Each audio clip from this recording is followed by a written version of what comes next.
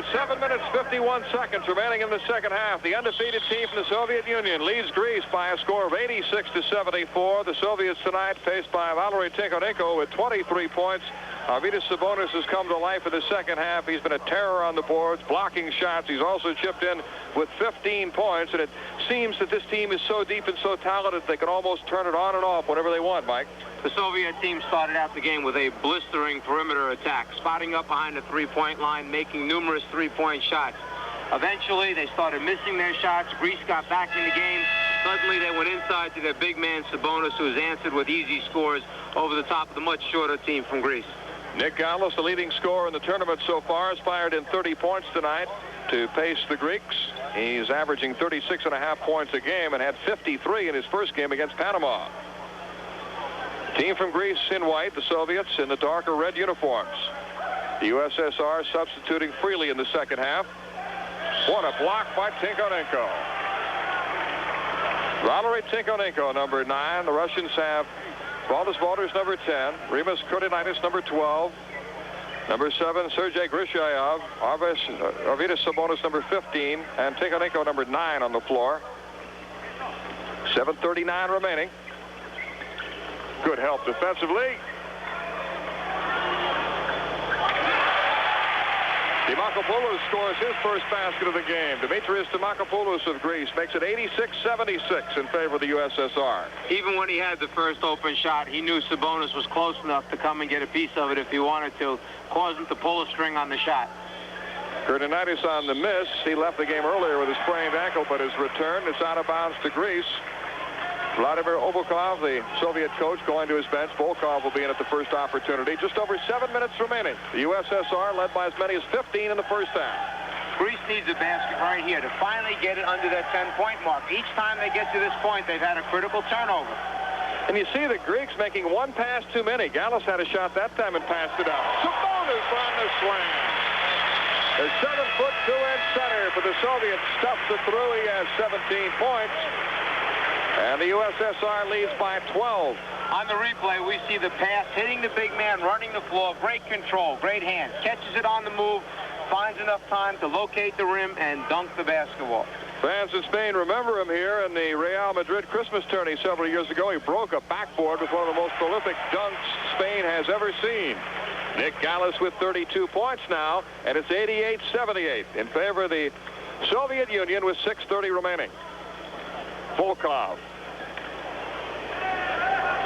Valters tries to flip it in the corner to Kurtinaitis, and he's still not running well. He's kind of favoring that ankle he turned earlier. Sabonis, the 7-footer with the great hands. Look at him run the floor. Trying to finish off the break. Once again, every time they get to 10, they have a critical turnover. Gallis has poured in 32 points.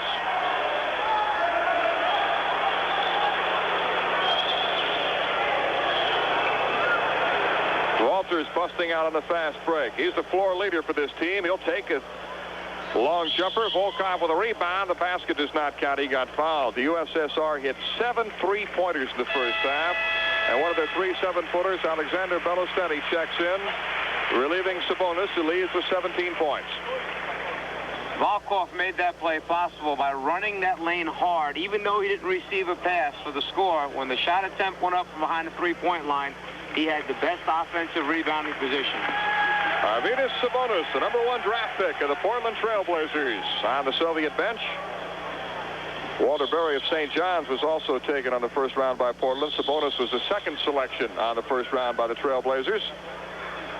He could play anywhere, couldn't he? I think we might have a uniform to fit him. The Atlanta Hawks has drafted both starting forwards for the Soviets, Tikhonenko and Volkov. 5.5 remaining.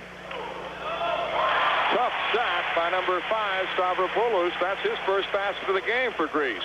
And the lead is cut to 8. 88-80 in favor of the Soviets. Kurtinaitis, deadly long-range shooter.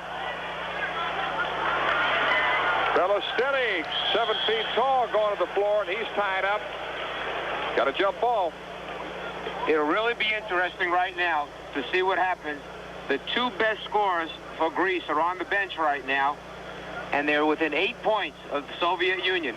Do they have the personnel on the floor to chip away, or do they need to get their two main guys back in?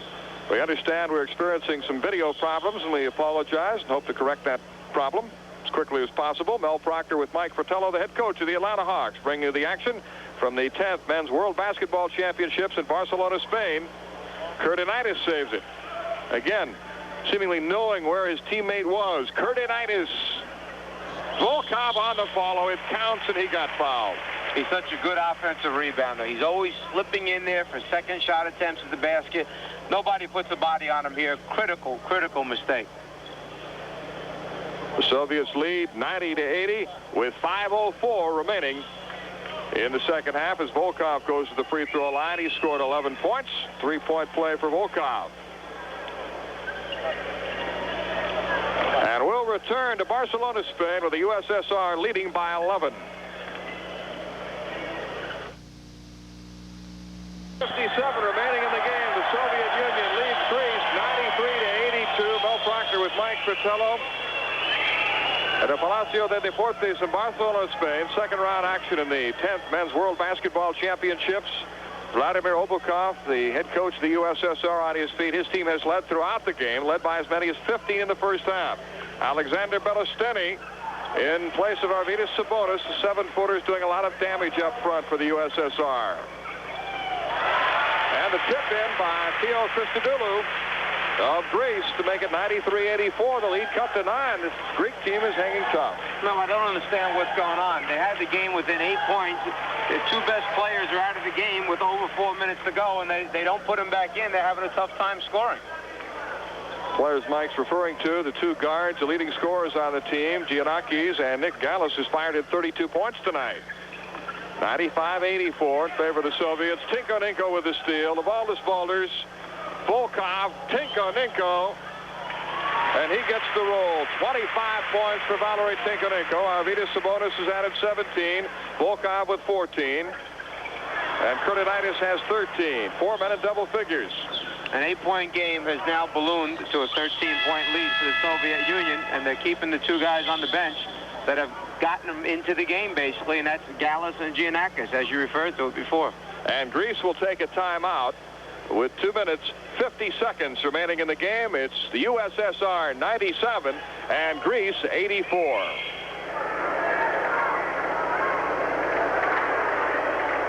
With 2 minutes, 36 seconds remaining in the game, the Soviet Union on its way to its 6th consecutive win in this tournament, leading Greece 100-84. Alexander Belosteny, the 7-foot center, who backs up Arvydas Sabonis at the free throw line. We have not yet seen the grand old man of the Russian team, Vladimir Tachenko, the tallest of the Russians at 7'3". He hasn't played at all tonight. 101-84 in favor of the Soviets.